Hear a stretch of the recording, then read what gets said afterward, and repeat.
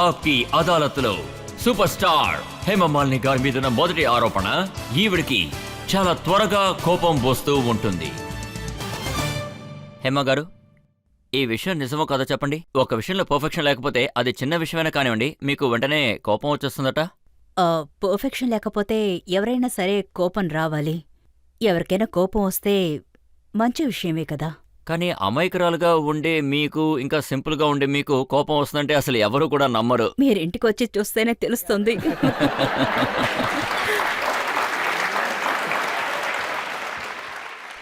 You should know from my servants what they are going through. Servants మాత్రమేనా? ఎందుకంటే నాకు అంత పర్ఫెక్ట్ గా ఉండాలి. సో వాళ్ళకి స్ట్రిక్ట్ గా చెప్తాను. They have to be perfect in everything, what ever they keep things. అయితే ధరం సార్ కూడా ఈ బెదిరింపులు ఉంటాయా? ఫ్యామిలీ మొత్తానికి, పిల్లలకి కలిపి. పిల్లలు సరిగ్గా డైట్ తీసుకోపోతే అప్పుడు మీ దగ్గర బాగా తిట్లు తింటూ ఉంటారా? పిల్లలతో కాస్త ప్రేమగా చెప్పాలి, అంత స్ట్రిక్ట్ గా చెప్పకూడదు. పిల్లలు కదా. కానీ చిన్నప్పుడు మీకు బాగా తిట్లు పడేవి, ఇప్పుడు మీరు మీ పిల్లల్ని తిడుతున్నట్టు. అవును, నాకు బాగా తిట్లు పడేవి. మా అమ్మ బాగా స్ట్రిక్ట్ తెలుసా. నేను ఇలా ఉండడానికి నిజంగా మా అమ్మకే థ్యాంక్స్ చెప్పుకోవాలి. మీ 5వ ఏటప్పుడే మీ వాళ్ళు మీ కాళ్ళకి గజ్జలు కట్టేశారా? మా అమ్మగారు నేనొక డాన్సర్ అవ్వాలని ఆశపడ్డారు. దానికైనా ఒక మార్గంలోనే నన్నావిడ తీసుకువెళ్లారు. కాని ఒక 5 ఏళ్ల పాపకి ఒక డెడికేటెడ్ డాన్సర్గా అవ్వడం కుదరదు. తన మనసులో వేరే విధంగా, అంటే మిగతా పిల్లలతో కలిసి ఆడుకోవాలనే ఆశ ఉంటుంది. సో నేను అలాగే ఉండేదాన్ని. ఆ తర్వాత చాలా రోజుల తర్వాత, చాలా సంవత్సరాల తర్వాతే నాకు డాన్స్లో ఇంట్రెస్ట్ వచ్చింది. ఈ విషయం నిజమో కాదో చెప్పండి. మీకు దక్కిన మొదటి ఆపర్చునిటీ డైరెక్టర్ శ్రీధర్ గారు మిమ్మల్ని రిజెక్ట్ చేశారట. ఆయన మీ మొహం చూసి ఈవిడ స్టార్ అయ్యే సూచనలు ఏమీ లేదని చెప్పారట. లేదు, ఆయన నా మొహం గురించే మాట్లాడలేదు. అప్పుడు నేను చాలా సన్నగా ఉండేదాన్ని. They wanted a very plump heroine, so I was not. అప్పుడు నాకు 14 ఏళ్లు మాత్రమే. సో ఆ వయసుకి చాలా లావైన శరీరం మనం ఎదురు చూడలేము కదా. ఆయన అలా చెప్పింది విన్న తర్వాత మీకు చాలా కోపం లేదు వచ్చింది? లేదు, కోపమేం రాలేదు. ఒక విషయంలో మనకి ఓటమి ఎదురైతే అది మనకి గెలుపుకి ఫస్ట్ స్టెప్ అని తీసుకుంటాను. సో నేను ఏమనుకున్నానంటే, నేను అందరికీ ఇదే చెప్తాను, ఫెయిల్యూర్ని చూసి భయపడకూడదు. ఎందుకంటే మనం నెక్స్ట్ చేయబోయే పనిని ఎక్కువ కాన్ఫిడెన్స్తో మనం చేయగలుగుతాం. మీరు ఎలాంటి ఒక ఎగ్జాంపుల్ అంటే, ఎవరి దగ్గరైతే మీరు ఫెయిల్ అయ్యారో వాళ్ళ దగ్గరే మీరు సక్సెస్ అయి నిరూపించుకున్నారు. నేను సినిమాలు చేస్తున్నప్పుడు నాకు పెద్దగా ఇంట్రెస్ట్ లేదు. కానీ మా అమ్మగారికి అప్పుడు ఇంట్రెస్ట్ ఉంది. అప్పుడు నేను కేవలం డాన్సర్గా మాత్రమే ఉండేదాన్ని. నేను సినిమాల్లో యాక్ట్ చేయాలని మా అమ్మగారు అనుకున్నారు. అప్పుడంతా సినిమాలు యాక్ట్ చేయడానికి నేర్పించే రకంగా కాలేజెస్ అంతగా ఏమీ లేవు. నేనే నేర్చుకొని యాక్ట్ చేయాల్సొచ్చింది. సో నాకు భయం వేసింది. నా 100% శ్రమని నేను వేశాను. బికాస్ అది డైరెక్టర్కి నేను నచ్చలేదు. సో నా వల్ల అవుతుందని నేను ఆయనకి ప్రూవ్ చేసి చూపించాలి. మీరు సాధించిన మాట నిజమే. అయితే నాకు ఈ విషయం చెప్పండి, మీరు సెట్కి వెళ్తున్నప్పుడల్లా మీ అమ్మగారు మీతోనే ఉంటారు, ఎప్పుడు మిమ్మల్ని గమనిస్తూనే ఉంటారట? అమ్మ తోడుగా ఉండడం మంచి విషయమే. ఎందుకంటే అన్ని విషయాల్లోనూ అలాగే ఉండాలని నేను అనుకుంటాను. నాకు మా అమ్మ నాకు తోడుగా ఉండడం నాకు ముఖ్యమనిపించింది. ఎందుకంటే ఆ వయసులో నాకు అసలు ఏమీ తెలీదు, భయం వేసేది. So she was always with me and guided me so beautifully. So ఆవిడ నాకు తోడుగా ఉండడం నాకు ఒక వరప్రసాదమే. కొన్నిసార్లు చాలా ఎక్కువగా నాకు కండిషన్స్ వేసేవారు. అయితే కొన్ని సమయాల్లో నేను మీరు ఆ విధంగా నా పిల్లలతో నడుచుకోవడం లేదు. ఏదైనా ఒక డైరెక్టర్ మీ దగ్గరకు వచ్చి ఒక ఇంటిమేట్ సీన్ చేయాలి, లేదా ఒక హీరో చేయని గట్టిగా పట్టుకోవాలని చెప్పినప్పుడు మీ అమ్మ కళ్ళలో మీకు కోపం కనిపిస్తుందా? లేదు, మా అమ్మకి సేమ్. మన కుటుంబంలో ఉన్న ఎవరికైనా సరే కెమెరా ముందు మనం ఉన్నప్పుడు వాళ్ళు ఎదురుగా ఉన్నారంటే కెమెరాకి ముందు ఆర్టిస్ట్కి నిజంగానే చాలా ఆక్వర్డ్గానే ఉంటుంది. అది అమ్మైనా సరే, తమ్ముడైనా సరే, మన కుటుంబానికి చెందిన వాళ్ళు ఎవరైనా సరే. It is very awkward situation to a romantic scene with a man in front of our family members. Madam, ఒకవేళ ఈషా గారు గనక అలాంటి రోల్ చేసి మీరు అక్కడ ఉన్నట్టయితే తనకి ఇబ్బందిగా ఉంటుంది కదా? అవును, చాలా కష్టంగా ఉంటుంది. నాకు దాని గురించి బాగా తెలుసు. నేను అటువంటి సిచ్యువేషన్స్ ని దాటే వచ్చాను. నాకేం చేయాలో తెలుసు ఒక అమ్మగా. నేను ఈ విషయం కూడా విన్నాను. మీరు ఒకసారి మీ అమ్మగారితో బాగా గొడవ పడ్డారు. ఇక నుంచి నేను నటించను అని కోపం తెచ్చుకుని ఇంటికి వెళ్ళిపోయారట. కాదు. అది మరి అలాంటి సిచ్యువేషన్ కాదు. ఐ మీన్ ఎలా చెప్పను. She was extremely fond of me. అంటే she was guiding me so much. ఏం కావాలో అంతకంటే ఎక్కువగా తను ఎదురు ఆవిడకి చూసింది. కోపం వచ్చుంటుంది కదా మీకు వచ్చినట్టుగా. కోపం రాలేదు, అది కోపం కాదు. అప్పుడు నేను ఏమన్నానంటే బికాస్ మనం డైరెక్టర్ దగ్గర కూడా తిట్లు తినాల్సి ఉంటుంది. మనం ఇద్దరిని అక్కడ మేనేజ్ చేయాలి, డైరెక్టర్ని అమ్మని. సో కొన్నిసార్లు సిచ్యువేషన్స్ దారుణంగానే ఉంటాయి.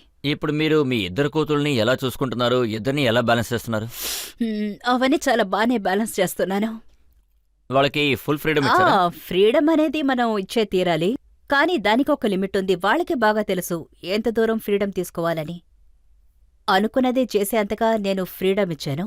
అదే సమయంలో ఏం జరుగుతుందో వాళ్ళు నాకు ఇన్ఫార్మ్ చేస్తారు. ఈ ఇండస్ట్రీలో మీకున్నంత ఇమేజ్ ఎవరికి లేదని చెప్పొచ్చు. ఎందుకంటే దాదాపు 40 సంవత్సరాలుగా మీరు 130కి పైగా సినిమాలు చేశారు. అది మాత్రమే కాదు, మిమ్మల్ని ఎవరు కూడా తప్పట్టలేరు. మీరు ఎక్స్పోజ్ చేశారని మిమ్మల్ని ఎవరూ వేలెత్తి చూపించలేరు. అలాగే ప్రజలకి నచ్చని విషయం చేశారని ఎవరు కూడా చెప్పలేరు. ఇప్పుడున్న జనరేషన్ వాళ్ళు కూడా అలాగే ఉంటారని మీరు చెప్పగలరా? టైం చేంజ్ అవుతోంది, కాలానికి తగినట్టుగా మారాలి. ఇప్పుడు మనం ఆ విధంగా డ్రెస్ చేసుకుంటే ఈ కాలపు జనరేషన్ వీళ్ళందరూ యంగ్స్టర్స్ మేబీ వీళ్ళకి నచ్చకుండా పోవచ్చు. సో మనం కళాచార ప్రకారం నడుచుకున్నా కూడా ఈ కాలానికి తగినట్టు మనం మోడర్న్గా కూడా ఉండాలి. అందుకని వాళ్ళు శరీరం చూపించాలని నేను ఎప్పటికీ ఆనను. ఇప్పుడున్న హీరోయిన్స్ని చూశారంటే వాళ్ళు స్ట్రక్చర్ని చాలా బాగా మెయింటైన్ చేస్తున్నారు. సో వాళ్ళు డ్రెస్ చేస్తున్న విధానం చూడ్డానికి చాలా బాగుంటుంది, చూడ్డానికి చాలా అందంగా ఉన్నారు. సో చూడ్డానికి అందంగా ఉంది, వల్గర్గా లేదు కాబట్టి సో వై నాట్. చాలా మంది నాకు చెప్పారు హేమమాలిని గారు షోకి వస్తే ఈ ప్రశ్న ఖచ్చితంగా అడగాలని. మీ కూతురు ధూమ్ సినిమాలో స్విమ్మింగ్ కాస్ట్యూమ్ వేసుకుని వచ్చినప్పుడు మీకు ఎలా అనిపించిందని అడగమన్నారు. ఆ సినిమా చేస్తూ ఉండగా ముందే ఆ సినిమా డైరెక్టర్ అలాంటి సీన్ ఒకటి ఉందని మాతో చెప్పారు. అండ్ ఈషా వేసుకున్న డ్రెస్ తనకి చాలా అందంగా ఉంది, తను చూడడానికి కూడా చాలా అందంగా ఉంది. And I said it's okay, ఆ సినిమా కోసమే కదా సీను. ఆ తర్వాత మళ్ళీ తను కూడా ఇంకెప్పుడు అలా చేయలేదు. మీరు కూడా తనని మీ పద్ధతిలోనే పెంచారా? అంటే మీరు చాలా డిసిప్లిన్డ్గా, సెల్ఫ్ డిసిప్లిన్డ్గా, తను కూడా అలాగేనంటారా?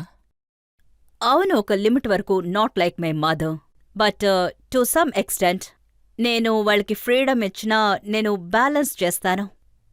మా అమ్మగారు నన్ను ఎలా పెంచారో నేను నా పిల్లల్ని అంతకంటే బెటర్గా పెంచాలనే కోరుకుంటాను. నేనేం విన్నానంటే ఈషా గారు బాగా తినడం వల్ల లావ్ అయ్యారు, అందుకని మీరు తనని బాగా తిట్టారట. ఇది నిజమేనా? లేదు, తనే వెయిట్ని తగ్గించింది, నేనే వనలేదు. ఒక తల్లి ఎప్పుడూ తన బిడ్డ బాగా తిని బాగా ప్లంపీగా ఉండాలని కోరుకుంటుంది. నా ఇషా పుట్టినప్పుడే బాగా చబ్బిగా అందంగా బొద్దుగా ఉంటుంది, చూడ్డానికే చాలా స్వీట్గా ఉంటుంది. బట్ తన బిడ్డ అలాగే ఉంటుందని ఒక తల్లి అనుకుంటుంది. అదే బిడ్డ పెరిగిన తర్వాత ఎలా చూసుకోవాలో కూడా తల్లికి తెలుసు. ఇషా విషయం సంబంధించినంత వరకు తను ఎలా ఉండాలో తనే మెయింటైన్ చేసుకుంది. ఎన్నో విషయాల్ని నేను తన దగ్గర నుంచి నేర్చుకుంటాను. నేను తన్ని ఇక్కడ కాస్త లావ్ అయ్యాను, ఏం చేయాలని నేను తను అడిగితే తను నాకు ఎక్సర్సైజ్ చేయండి వెంటనే తగ్గిపోతారని చెప్తుంది. నేను పూణే నుంచి వచ్చిన ఒక పేపర్ చదివాను, అందులో కాపీ కూడా నా దగ్గర ఉంది. అందులో ఏం రాశారంటే, దస్ అనే ఒక సినిమా వచ్చినప్పుడు ప్రీమియర్ అప్పుడు పూణేలో ఈ స్క్వేర్ మల్టీప్లెక్స్ థియేటర్లో ఒక కుర్రాడు ఈషా చేయి పట్టుకోవడానికి ప్రయత్నించాడు. ఈషా అతన్ని ఎలా కొట్టిందంటే జీవితాంతా అతను మర్చిపోలేదు. నన్నడిగితే ప్రతి అమ్మాయి అలాగే ఉండాలంటాను. ఎవరైనా అల్లరి చేస్తే చూస్తూ ఊరుకోవాలా? తను చేసింది కరెక్టే, మంచి విషయం. తన ధైర్యాన్ని అభినందించాలి. అమ్మాయిలంటే అలాగే ఉండాలి, కానీ అప్పుడే భవిష్యత్తులో ఎవరు అలాగా ప్రవర్తించరు. మీరు ఎప్పుడైనా ఎవరైనా కొట్టారా? ఈషా కొట్టింది చాలా పెద్ద పబ్లిసిటీ అయిపోయింది, పత్రిక వాళ్ళు రాసేశారు. వాళ్ళ గురించి మీకు తెలుసుగా. ఆ కాలంలో ఇలాంటివి లేదు, నేను చాలా మందిని కొట్టాను. ఆ కాలంలో నేనొక పెద్ద గోల్డ్ బ్యాంకులు వేసుకునేదాన్ని. దాంతో ఒకే గుద్దు, దాంతో పనైపోయేది. పబ్లిక్లో కెలికే వాళ్ళని మాత్రమే కొడతారా లేదా ఎప్పుడైనా హీరోని కూడా కొట్టారా? కొట్టాను, సినిమాల్లో మాత్రమే. నేను ఏం విన్నానంటే చాలా మంది హీరోస్ మీకు డిఫరెంట్ డిఫరెంట్ టైమ్స్లో ప్రపోజ్ చేసేవారట. కొన్నిసార్లు సంజీవ్ కుమార్ గారి పేరు, కొన్నిసార్లు జితేంద్ర గారి పేరు. ఇదంతా చాలా పాత విషయం. ఐ థింక్ మీరిప్పుడు మూవ్ ఆన్ అవ్వడం మంచిది. అయితే ఇప్పుడున్న ఏ హీరో పేరు చెప్పమంటారు?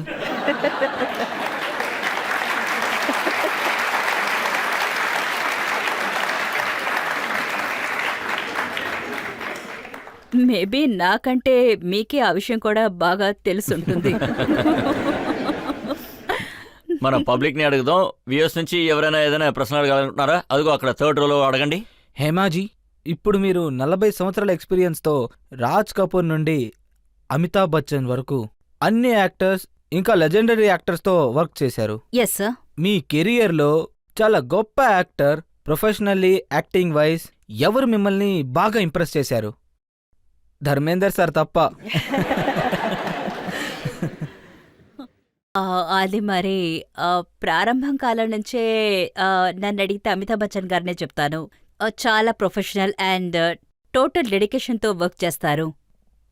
అలాగే చాలా విషయాలు నేర్చుకోవచ్చు ఆయన దగ్గర. అందుకనే బాబుల్ సినిమాలో మీ రోల్ని చాలా చిన్నదిగా చేశారని మీకు బాగా కోపం వచ్చిందని విన్నాను. లేదు, నాకు కోపం కాదు, కానీ బాగ్వాన్ లాంటి ఒక ఫుల్ ఫ్లెడ్జ్డ్ క్యారెక్టర్ చేసిన తర్వాత బాబుల్లో నా రోల్ చాలా చిన్నదిగా కనిపించింది. నాకెందుకో నేను ఆ ఫ్యామిలీ మెంబర్ కాదన్నట్టు అనిపించింది. నాకు అలాంటి ఫీలింగ్ ఏర్పడింది, అది నేను ఎక్స్ప్రెస్ చేశానంతే. ఆ న్యూస్ పబ్లిష్ అయిన పేపర్ కాపీ నా దగ్గరుంది. బాబుల్ సినిమా వల్ల హేమమాలిని గారు చాలా కోపంగా ఉన్నారు. ఆ సినిమా వల్ల హేమమాలిని గారికి నిరాశే మిగిలింది. ఆ సినిమాలో అమితాబ్ బచ్చన్, రాణి ముఖర్జీ గారి క్యారెక్టర్ గురించి మాత్రమే అందరూ మాట్లాడుకున్నారు. మిమ్మల్ని ఆ సినిమాలో సైడ్ లైన్ చేశారని కూడా. ఆ సినిమా బాబుల్ యాక్చువల్గా వాళ్ళ సైడ్ లైన్లోనే ఉంటుంది. నేను ఎక్స్ప్రెస్ చేసిన విధాన్ని వాళ్ళు పెద్దదిగా అవుట్ ఆఫ్ ప్రపోర్షనల్ చేశారు. ఆ తర్వాత బాగ్వాన్లో నటించిన ఆర్టిస్ట్గా, ఎందుకంటే అందరూ నన్ను అడిగారు, బాగ్వాన్లో మీరు మంచి రోల్ చేశారు, ఇందులో ఎందుకు ఇంత చిన్న రోల్ చేశారని అడిగారు. దానికి నేను సమాధానం చెప్పాలి కదా, నేను కోపడ్డానని చెప్పగలనా? అలాగే ఇక నేను ఏ సినిమా చేయాలనుకున్నా, అది ఏ సినిమా అయినా సరే, అది ఫుల్ ఫ్లెడ్జ్ రోల్గా ఉండాలి. కాస్త వయసు అయితే అది అమ్మ రోల్గానే ఉండాల్సిన అవసరం లేదు. మీరు చెప్పేదాన్ని బట్టి చూస్తుంటే ఇప్పుడు కూడా మీరు హీరోయిన్ రోల్స్ మాత్రమే చేస్తానంటున్నారా? అవును, హీరోయిన్ ఆఫ్ మై ఏజ్. అంటే నేను ఈ వయసులో ఉన్నాను. అంటే మాలాంటి 50+ క్యారెక్టర్స్కి చాలా ఇన్సిడెంట్స్, చాలా మంచి మంచి క్యారెక్టర్స్ ఉన్నాయి. నేనేం చెప్తున్నానంటే, మన ఫిలిం ఇండస్ట్రీలో రొమాంటిక్ ఫిలిం చేయాలంటే ఎప్పుడు టీనేజర్స్, యంగ్స్టర్స్తోనే చేస్తున్నారు. మా సిచ్యువేషన్స్ లోనూ ఎన్నో ఇంట్రెస్టింగ్ మంచి స్టోరీస్ అన్ని చాలా ఉన్నాయి. మా లైఫ్ లోనూ సిచ్యువేషన్స్ ఉన్నాయి, దాంతో సినిమాలు తీయచ్చుగా. అంటే ఇప్పుడు మీరు నిశ్శబ్ద అనే సినిమాని తీసుకుంటే, ఒక ముసలాడు 17 ఏళ్ల అమ్మాయితో ప్రేమలో పడతాడు. ఇలా రివర్సల్ క్యారెక్టర్ ఉంటే అందులో మీరు చేస్తారా? నేను ఖచ్చితంగా చేస్తాను.